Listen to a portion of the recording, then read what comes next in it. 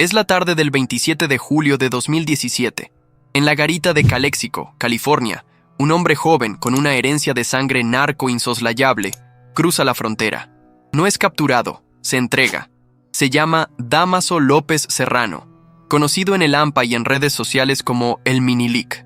El hombre, apenas superando la treintena, era una pieza de la realeza criminal, hijo de Dámaso López Núñez, el licenciado, y ahijado directo de Joaquín Guzmán Loera, el Chapo. Pero aquel cruce no fue un acto de cobardía, fue el movimiento más devastador que el cártel de Sinaloa había presenciado en una década, una declaración formal de que la paz interna había terminado. Al entrar en custodia de la DEA, el Minilic expuso la guerra por el trono, garantizando que el futuro del cártel estaría escrito en sangre. Antes de aquel cruce fronterizo, Dámaso López Serrano se paseaba por Culiacán como un heredero legítimo. Creció bajo la sombra protectora de Guzmán, y su padre, el licenciado, era el hombre clave que garantizó la primera fuga exitosa del Chapo en 2001. Cuando Guzmán fue recapturado y, finalmente, extraditado a los Estados Unidos, se abrió un abismo de poder. El licenciado y el Minilic, respaldados por una facción de sicarios leales a la vieja guardia, se sintieron con el derecho natural a tomar el liderazgo. Su competencia directa, Iván Archibaldo y Alfredo Guzmán Salazar, conocidos colectivamente como los Chapitos, los hijos del Capo, quienes reclamaban el asiento de su padre. El imperio del cártel de Sinaloa, la maquinaria de tráfico más eficiente del planeta, se había transformado en una disputa familiar violenta. Minilic se convirtió en la cara visible de la facción disidente, utilizando las redes sociales para presumir su riqueza, armas y la lealtad de sus pistoleros, retando abiertamente a los hijos de Guzmán. El punto de quiebre final no fue una emboscada ni un tiroteo, sino una captura clave. En mayo de 2017, el licenciado, Dámaso López Núñez, fue detenido en la Ciudad de México. El pilar de la facción se había derrumbado. De la noche a la mañana, el Minilic se encontró solo, rodeado por los pistoleros de los Chapitos que buscaban eliminar cualquier vestigio de la vieja guardia. La presión era intolerable. El joven heredero, acostumbrado a los lujos y a la protección absoluta, se enfrentó a una realidad brutal. O terminaba ejecutado en una calle de Culiacán, o negociaba su vida con el enemigo más antiguo del cártel, el gobierno estadounidense. La negociación fue rápida y estuvo impulsada por el terror. Dámaso López Serrano se puso en contacto con agentes de la DEA y fiscales federales en el Distrito Sur de California. Su moneda de cambio no era el dinero, sino el detalle forense de la guerra interna. Minilic ofreció una inmersión completa en la estructura de mando post-Chapo, identificando a los operadores principales, las rutas de trasiego en la frontera y, lo más importante, el arsenal de información sobre sus enemigos jurados, los Chapitos. Él sabía que su padre había sido un informante valioso y que, para garantizar su propia supervivencia y una sentencia que no fuera perpetua, debía superar la calidad de la información de su predecesor. La traición, en este mundo, es el instinto de supervivencia más puro. Quien traiciona a su sangre, a sus padrinos y a la organización que lo crió, lo hace porque el miedo es más fuerte que la lealtad. Este es el dilema moral que define a los capos caídos. Si usted tuviera la certeza de que su vida terminaría al amanecer, ¿traicionaría a su pasado por la promesa de un futuro bajo custodia federal? ¿A qué precio se compra la libertad o la vida? Pausa y comente su respuesta. La revelación de el Minilic fue demoledora y cumplió con la promesa de exponer la guerra. Proporcionó el mapa exacto de la disputa. Detalló cómo, meses antes, él y su padre habían sido engañados para acudir a una reunión de paz en Rancho El Mocho, a las afueras de Culiacán, solo para ser emboscados. Testificó que los Chapitos no solo intentaron asesinarlos allí, sino que también habían orquestado el secuestro de su padre.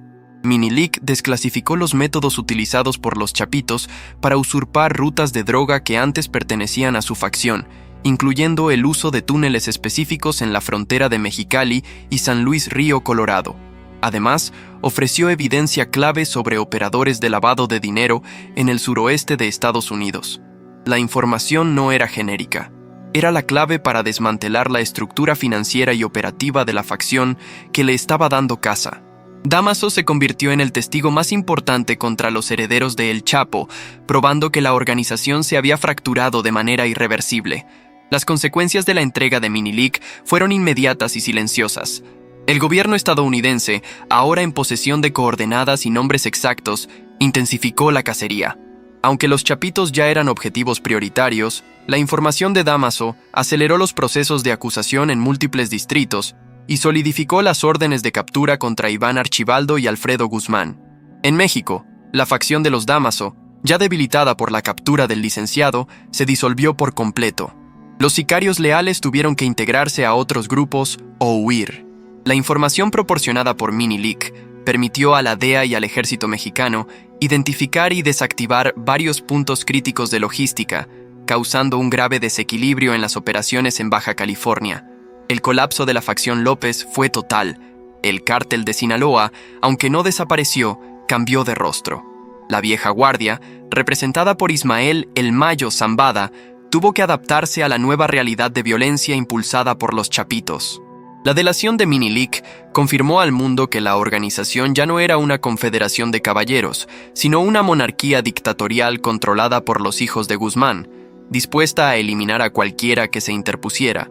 Dámaso López Serrano selló su propio destino y, a cambio, recibió una sentencia relativamente corta, 14 años. Una miseria considerando el volumen de sus crímenes, un precio que el gobierno federal estaba dispuesto a pagar por la verdad sobre la guerra del trono. La historia de Dámaso López Serrano es la crónica del fin de la lealtad en el narcotráfico. Un heredero que lo tenía todo, lo perdió por ambición y finalmente vendió a su familia por miedo a morir. Hoy, Minilik vive en el purgatorio de un testigo protegido, un fantasma de la realeza criminal. Su confesión no solo lo salvó a él, sino que nos abrió una ventana hacia la podredumbre interna del cártel más poderoso de México.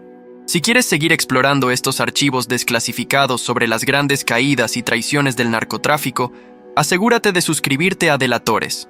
La caída de Dámaso López Serrano no fue un evento aislado, sino el resultado inevitable de meses de canibalismo interno que habían pulverizado la tradicional unidad del cártel de Sinaloa. Para entender la magnitud de su traición, es necesario regresar al momento en que el vacío de poder se hizo físico. La extradición de Joaquín Guzmán Loera a los Estados Unidos en enero de 2017.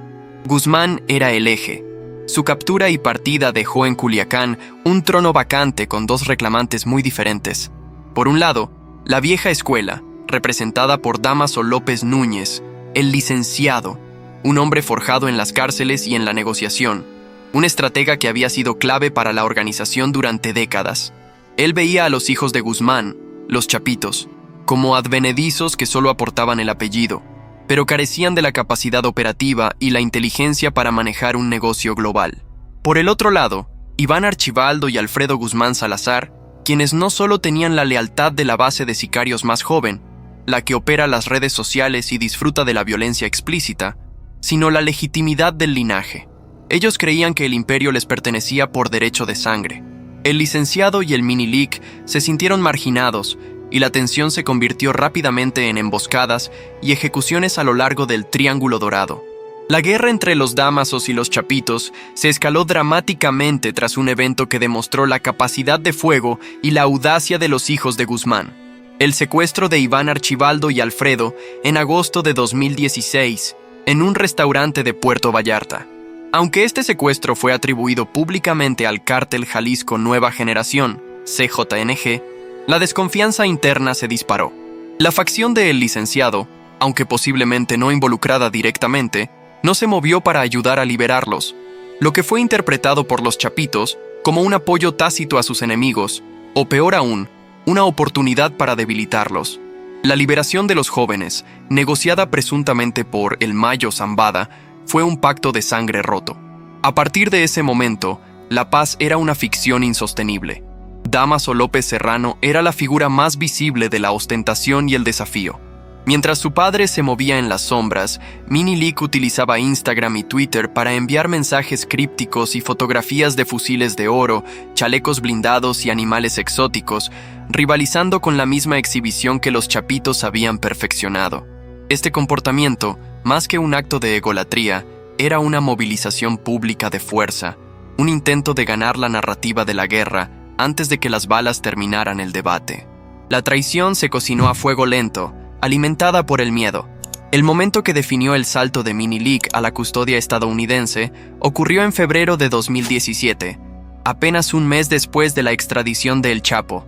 El licenciado y su hijo, junto con Ismael Zambada y los Chapitos, fueron convocados a una cumbre de paz de emergencia en la zona de Badiraguato, en el rancho conocido como El Mocho. La reunión, prometida como una tregua, se convirtió en una trampa mortal. Según el testimonio que el propio Dámaso Serrano entregaría a la DEA, al llegar al lugar el ambiente era espeso. Las facciones estaban separadas y los Chapitos irrumpieron rápidamente exigiendo la rendición de los Dámasos. El tiroteo estalló. Fue una ejecución fallida. Minilic logró escapar por poco, huyendo a pie por el monte, abandonando a sus hombres caídos. Este escape milagroso no fue una victoria, fue la prueba de que ya no había lugar seguro para él en Sinaloa. La traición ya no era una posibilidad moral, era un imperativo físico. El hecho de haber sido citado a una reunión de paz para ser asesinado demostró el nivel de perfidia que los Chapitos estaban dispuestos a emplear. Meses después, la captura de su padre en mayo de 2017 dejó a Minilic completamente expuesto. La cacería se cerró. Las células de sicarios de los Chapitos lo buscaban activamente. La figura que un día fue el heredero del narco se había reducido a un fugitivo que se escondía en casas de seguridad, temiendo que cualquier ruido fuera el último. La elección era sencilla: morir en Sinaloa o vivir bajo custodia federal. La decisión de entregarse en Caléxico fue, por lo tanto, el último acto de supervivencia de la facción Dámaso. Su rendición significó que el gobierno de Estados Unidos no solo ganaba un testigo de primer nivel, sino que obtenía la confirmación interna de que la estructura de mando del cártel de Sinaloa era ahora un campo de batalla abierto, lo que facilitaría la aplicación de estrategias de divide y vencerás. El Minilic se convirtió en el rostro de la fragilidad del poder, demostrando que en el mundo del narco, ni la sangre, ni el bautismo de fuego, ni la protección del más grande capo pueden garantizar la lealtad cuando la muerte llama a la puerta. La traición de Dámaso López Serrano fue un proceso calculado que tardó semanas en concretarse después del colapso de su seguridad en México. La figura clave en este proceso no fue un agente de la DEA, sino el miedo profundo e ineludible. El Minilic, acostumbrado a dar órdenes y a vivir en la impunidad más absoluta, se encontró en una posición de extrema vulnerabilidad. Sus antiguos socios ahora eran sus cazadores, y cada día que pasaba, la posibilidad de ser encontrado por los Chapitos aumentaba exponencialmente. Cuando finalmente cruzó la frontera, no lo hizo para escapar de la justicia, sino para solicitar la protección que el mismo sistema que había violado ahora podía ofrecerle. La DEA sabía el valor de su pieza. No solo era el hijo del hombre que había facilitado la primera fuga de El Chapo, sino el ahijado directo y el rival directo de sus sucesores. La información de Dámaso Serrano era la llave para entender la nueva dinámica del cártel. El Minilic negoció su vida y su libertad futura con la Fiscalía del Distrito Sur de California, bajo una condición esencial. Debía convertirse en un testigo colaborador de magnitud histórica, uno que no solo confirmara hechos conocidos, sino que abriera nuevos frentes de investigación contra la facción de los Guzmán. La propuesta de los federales fue clara: una sentencia significativamente reducida a cambio de entregar cada detalle operativo, financiero y personal de los Chapitos y sus operadores principales. El trato sucio, como se le conoce en los pasillos de la justicia, se concretó con el ingreso formal de López Serrano a la lista de testigos protegidos. Su confesión no se limitó a señalar a sus enemigos. Implicó una exposición total de su propia participación en el narcotráfico desde 2005 hasta 2017. Admitió haber participado en el trasiego de miles de kilogramos de metanfetaminas, cocaína y heroína y, fundamentalmente, reconoció ser un líder dentro de la organización de tráfico. Esta autoinculpación le dio credibilidad ante el tribunal y mostró a la fiscalía que no estaba simplemente intentando salvar su pellejo con medias verdades. Uno de los puntos de la delación que más interesó a los agentes fue el acceso privilegiado que Minilic tenía a las rutas del Pacífico, especialmente el control de la zona de Mexicali. Detalló cómo su facción utilizaba ranchos y bodegas en la frontera para el acopio de drogas antes de ser introducidas en California y Arizona.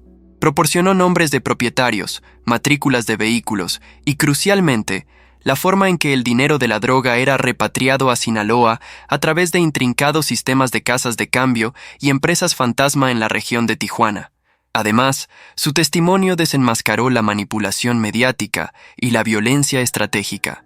Confirmó que la ola de secuestros y homicidios en Culiacán y Mazatlán a inicios de 2017 no era fruto de una disputa territorial genérica, sino ataques directos de los chapitos contra la facción de los Dámasos, purgas internas destinadas a eliminar a cualquier operador leal al licenciado.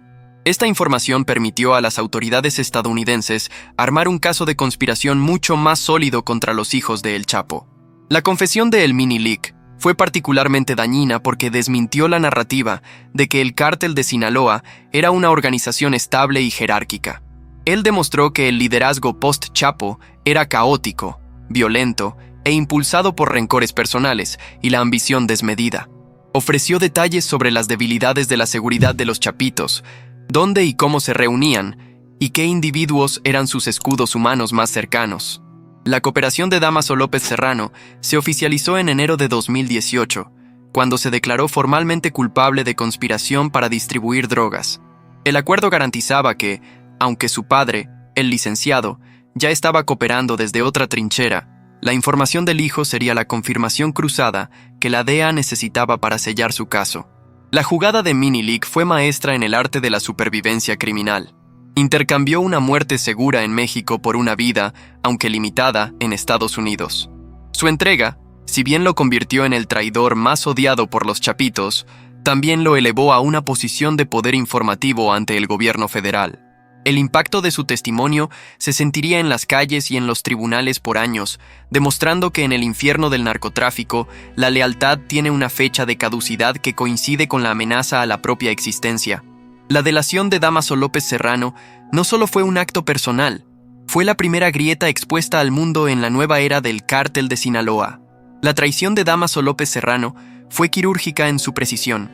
Él no solo entregó nombres, sino la radiografía completa del funcionamiento de una célula que operaba bajo la protección del nombre Guzmán. La fiscalía exigió especificidad y el Mini-Lic la entregó, exponiendo lo que se convirtió en la parte medular de su confesión: el detalle de las rutas de fentanilo y metanfetaminas que los chapitos estaban dominando y la estructura de sobornos que mantenía esa maquinaria engrasada. El Mini-Lic reveló que la facción de los Guzmán había pivotado fuertemente hacia la producción masiva de fentanilo, reconociendo el potencial de ganancias de este opioide sintético, muy superior al de la cocaína tradicional. Él describió laboratorios clandestinos ubicados en la Sierra de Sinaloa y Durango, detallando el proceso de adquisición de precursores químicos, que, según su testimonio, llegaban principalmente desde China a través de los puertos del Pacífico, como Manzanillo. Esta información fue crítica, ya que en 2017 el fentanilo comenzaba a ser la crisis dominante en Estados Unidos. Además de las drogas, Dámaso López Serrano abrió los libros de contabilidad del miedo. Confirmó que la guerra interna contra los chapitos no solo era por territorio, sino por el control de oficiales corruptos clave en las fronteras y en el sistema penitenciario. Mini-Lic testificó sobre cómo su padre y el Chapo habían mantenido una nómina de políticos y altos mandos de seguridad. Pero más importante aún, explicó cómo los chapitos heredaron y ampliaron esta red de corrupción. Mencionó pagos específicos hechos a funcionarios de bajo y medio rango en Baja California y Sonora para garantizar que los cargamentos de precursores químicos llegaran sin revisión a los laboratorios. Una de las revelaciones más explosivas fue su descripción de la estructura de sicarios y la lealtad ciega que los chapitos exigían. Mini-Lic detalló el organigrama de los ninis y otras células de pistoleros que operaban directamente bajo las órdenes de Iván Archibaldo y Alfredo Guzmán. Explicó que estos grupos no eran simples matones, eran ejércitos privados bien entrenados, armados con equipo de grado militar, cuya única función era asegurar el monopolio del terror para la facción Guzmán. El testimonio incluía métodos de interrogatorio, tortura y eliminación de rivales que eran practicados sistemáticamente. Mini-Lic también proporcionó detalles cruciales sobre las finanzas. Él sabía cómo los chapitos movían sumas millonarias a través de transferencias electrónicas fraccionadas, evitando los umbrales de detección. Identificó a varios testaferros en México y Estados Unidos que poseían negocios legítimos, restaurantes, empresas de construcción, utilizados para blanquear el dinero del fentanilo y metanfetamina. Esta información permitió al Departamento del Tesoro estadounidense preparar sanciones y congelamiento de activos contra individuos que operaban legalmente en ciudades como Los Ángeles y San Diego, pero cuyo patrimonio provenía directamente de Sinaloa. Finalmente, su testimonio se centró en la emboscada de El Mocho. Dámaso Serrano describió el evento con precisión forense, identificando a los sicarios que dispararon contra él y su padre y confirmando que Iván Archibaldo fue la mente maestra detrás de la trampa. Este testimonio no solo sirvió para su propio expediente de colaboración, sino que se convirtió en prueba irrefutable para la acusación federal que buscaba vincular directamente a los Chapitos con intentos de asesinato, elevando la seriedad de los cargos en su contra. La calidad y la profundidad de esta información garantizó al Mini League el trato de sus sueños, una sentencia de solo 14 años de prisión. Para el gobierno de Estados Unidos, el precio era justo. Habían adquirido un mapa detallado del nuevo cártel, sus rutas de fentanilo y la lista de aquellos que compraban su silencio. El Mini League no solo traicionó la lealtad, sino que entregó el plano arquitectónico de la nueva era criminal en el Pacífico, asegurando que su nombre, aunque infame, sería sinónimo de la verdad sobre el caos en el trono de Sinaloa. La decisión de Dámaso López Serrano de cruzar la garita de Caléxico no fue simplemente la de un criminal buscando clemencia. Fue la elección definitiva entre dos tipos de muerte. Él entendió que la lealtad en el mundo del narcotráfico es una ilusión, una herramienta de control que solo aplica mientras se es útil al líder. Una vez que se convierte en amenaza o en un estorbo, la lealtad se reemplaza por el plomo. Al analizar la trayectoria de Mini League, vemos el retrato de la nueva generación de capos, mimados por la riqueza, pero sin la astucia de la vieja guardia. Cuando la realidad de la guerra lo alcanzó, cuando tuvo que huir de la emboscada de El Mocho, la máscara de pistolero se cayó. Se enfrentó a un cálculo brutal. ¿Debe un hijo, un ahijado, mantener la lealtad a un imperio que lo ha marcado para la ejecución, o debe buscar la supervivencia a cualquier costo, incluso si eso significa convertirse en un delator? Este dilema moral es el motor de las grandes caídas en el narcotráfico. ¿Existe una obligación ética entre criminales o es una ley de la selva donde solo el más rápido en traicionar sobrevive? Para el Mini League, el juramento de silencio se rompió cuando entendió que los Chapitos estaban dispuestos a matarlo sin piedad. Su padre ya había sido neutralizado, su facción desmantelada. El único valor que le quedaba era la información que podía ofrecer al enemigo. La traición de López Serrano resonó profundamente en el cártel de Sinaloa porque afectó directamente a la narrativa central de la organización, la familia. Al traicionar a los hijos de su padrino, rompió el lazo sagrado de la camaradería y la sangre. Su acción demostró a todos los operadores que, si los herederos directos de Guzmán podían ser entregados y expuestos, nadie estaba seguro. Desde la perspectiva de la DEA, el Mini League no era un héroe, era simplemente una herramienta.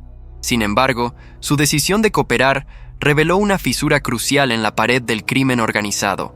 El miedo es más poderoso que cualquier código de conducta. La ambición por el trono llevó a los Chapitos a actuar con tal ferocidad que empujaron a su rival directo a los brazos de la justicia estadounidense. Imaginemos el momento final de su decisión. Sentado en un cuarto oscuro en la frontera, sopesando las consecuencias. Si se quedaba, enfrentaba una muerte segura y violenta.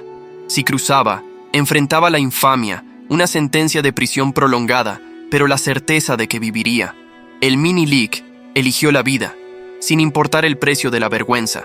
Esta elección nos obliga a preguntarnos, si la lealtad ciega garantiza tu muerte, ¿es ético traicionar para vivir? Si estuvieras en la posición de Dámaso López Serrano, acorralado por enemigos que antes llamabas hermanos, ¿habrías traicionado a tu propia sangre y a tu pasado criminal por la promesa de una libertad futura? Si el código de lealtad no te protege, ¿vale la pena mantenerlo? Pausa y comenta su dilema moral. El Mini League no solo se salvó, sino que también aseguró que la guerra interna del cártel se internacionalizara. Su confesión se convirtió en el combustible para una cacería global contra los Chapitos, demostrando que la información, bien utilizada, es el arma más letal. La figura del traidor, aunque despreciable en su mundo, es indispensable en la justicia de nuestro mundo. La delación de Dámaso López Serrano es la prueba de que incluso los imperios de crimen más grandes se derrumban desde dentro por el simple y puro instinto de supervivencia. La verdadera revelación de Dámaso López Serrano se desplegó en dos fases críticas ante la DEA, la operativa y la de la estructura de mando. El gobierno estadounidense no quería chismes de pasillo, querían coordenadas, fechas de envíos y, sobre todo, el mapa de corrupción que permitía a los chapitos operar con impunidad. En el aspecto operativo, Minilic fue forense en su detalle sobre el trasiego de drogas sintéticas.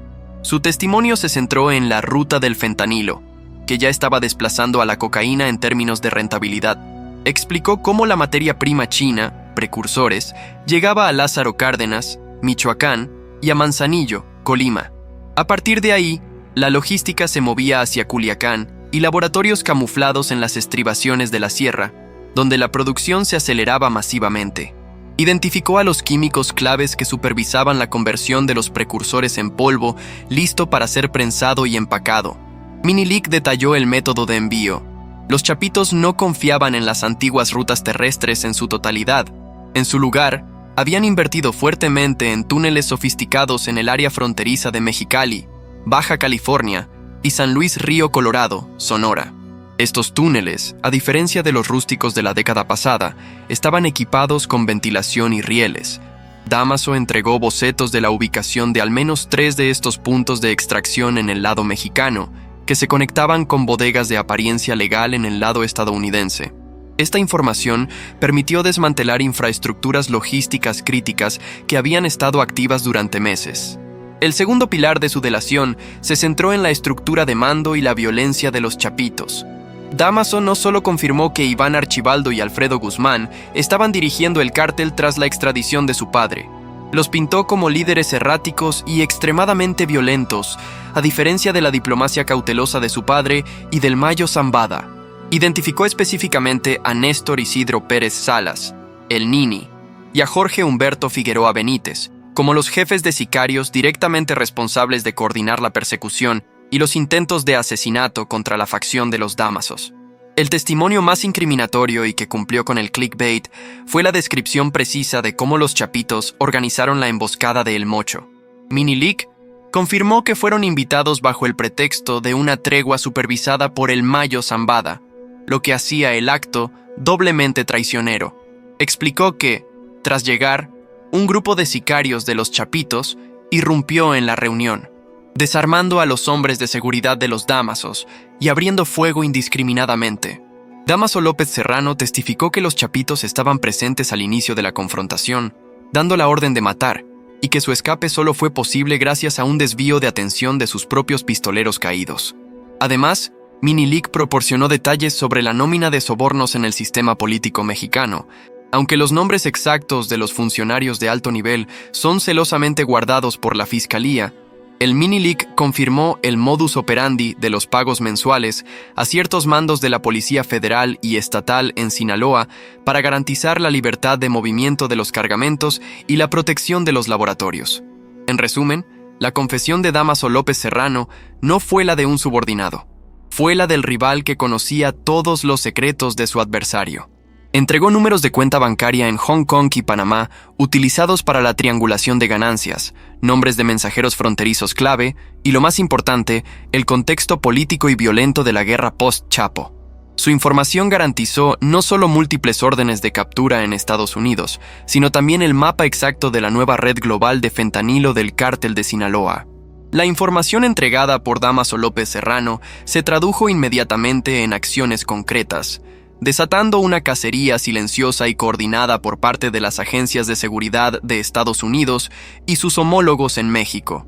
La celeridad con que la DEA actuó demostró el valor estratégico del Minilic.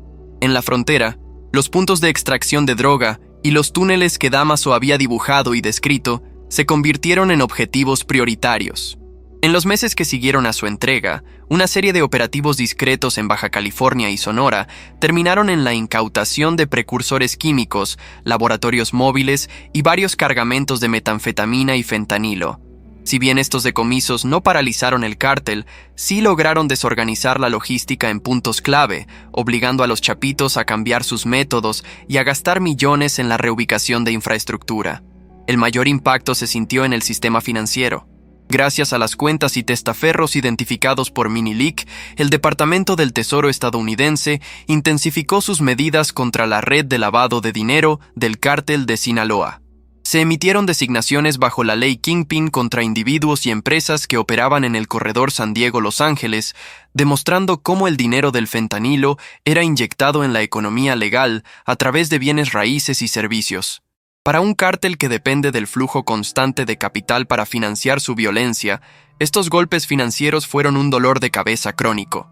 En el ámbito judicial, la confesión de Dámaso López Serrano se convirtió en el eslabón perdido para formalizar cargos de alto calibre contra los Chapitos. La Fiscalía utilizó su testimonio para fortalecer las acusaciones de conspiración, para asesinar rivales y por el tráfico de fentanilo. Las órdenes de captura y las fichas rojas de Interpol contra Iván Archibaldo y Alfredo Guzmán se actualizaron con nueva y corroborada evidencia, elevando su estatus de prófugos internacionales. La cacería ya no era una búsqueda genérica, era una operación con nombres y rostros específicos, dirigida a la cúpula de la organización. En México, la información del Minilik contribuyó indirectamente a la purga de la facción Dámaso. Los sicarios y operadores que quedaban leales al licenciado, ya sin un liderazgo visible, fueron sistemáticamente cazados o forzados a someterse a los Chapitos. La traición del Minilik envió un mensaje aterrador. No solo el gobierno te perseguirá, sino que los tuyos te entregarán. Esto causó una ola de desconfianza y fragmentación en las células remanentes. El efecto más insidioso de la delación fue la exposición pública del intento de asesinato en El Mocho. Al confirmar que los Chapitos habían intentado matar a su propio padrino y a un socio de la vieja guardia, Minilik destruyó el mito de que el cártel de Sinaloa era una organización que respetaba ciertas reglas no escritas. El relato del Minilik fue una confirmación oficial de que el nuevo liderazgo era impulsivo, despiadado y que operaba bajo el principio de eliminar a cualquiera, sin importar la historia compartida o los lazos familiares. La cacería, por lo tanto, no solo se centró en la logística, sino en la legitimidad del nuevo trono de Sinaloa. El colapso provocado por Dámaso López Serrano fue más que una purga. Fue una reconfiguración violenta del poder dentro del cártel de Sinaloa. Su testimonio, sumado a la cooperación de su padre, aseguró que la facción de los Dámasos fuera completamente aniquilada como fuerza independiente. Los operadores que antes reportaban a el licenciado tuvieron que elegir entre el retiro forzoso o unirse a la organización dominante de los Chapitos, a menudo siendo obligados a jurar lealtad a los mismos hombres que intentaron asesinar a su líder. Este reacomodo, sin embargo, dejó cicatrices permanentes. La traición del Minilik no solo confirmó a Ismael El Mayo Zambada que la era de la diplomacia había terminado, sino que lo alertó sobre la peligrosidad real e impredecible de los Chapitos. Zambada, el último gran capo de la vieja escuela que nunca ha pisado la cárcel, tuvo que reforzar sus propias medidas de seguridad y limitar su contacto con los hijos de Guzmán, entendiendo que su ambición no tenía límites, ni siquiera el respeto por los socios históricos. La fractura expuesta por Minilik también tuvo un efecto profundo en la percepción global del cártel. La narrativa de que Sinaloa era una organización monolítica y empresarial se deshizo. El mundo vio a una banda de jóvenes líderes dispuestos a desatar una guerra civil por el control total, recurriendo a la traición familiar para asegurar su dominio. Esto afectó las relaciones del cártel con otros grupos criminales en México y Colombia, que comenzaron a ver a los Chapitos como aliados volátiles e inestables. El dominio de los Chapitos se consolidó, pero a un alto costo en reputación y cohesión interna. La desconfianza se volvió endémica. Después de la traición de los Dámasos, ¿quién podría asegurar que cualquier otro lugarteniente no haría lo mismo bajo la presión de la DEA? La lealtad, ya frágil, se convirtió en una mercancía extremadamente cara y difícil de obtener. El Minilik, desde su celda o bajo el programa de testigos protegidos, se convirtió en un fantasma que perseguía a los Chapitos. Aunque lograron afianzarse en el trono, sabían que había un testigo clave, un exmiembro de su círculo íntimo, dispuesto a testificar en su contra en cualquier tribunal estadounidense. Esta amenaza legal es, a menudo, más debilitante que los operativos policiales, ya que mina la capacidad de los líderes para moverse y operar libremente, sabiendo que su arresto significaría un juicio con pruebas ya garantizadas.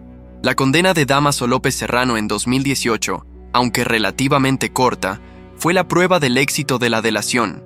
Los 14 años fueron un precio irrisorio por los miles de vidas que su organización había afectado. Pero para el gobierno, la información valía cada día que le fue descontado. El colapso de la facción Dámaso fue el primer gran sacrificio humano y operativo de la nueva guerra del cártel de Sinaloa, y Minilic fue el que entregó la grabación del momento exacto del derrumbe. El legado de Dámaso López Serrano es el del traidor necesario. Su vida, marcada por el lujo obsceno en Culiacán y culminada en el anonimato de un programa de protección federal, encapsula la desesperación de la nueva generación narco. El Minilic lo tenía todo: fortuna, poder y la protección del apellido Guzmán.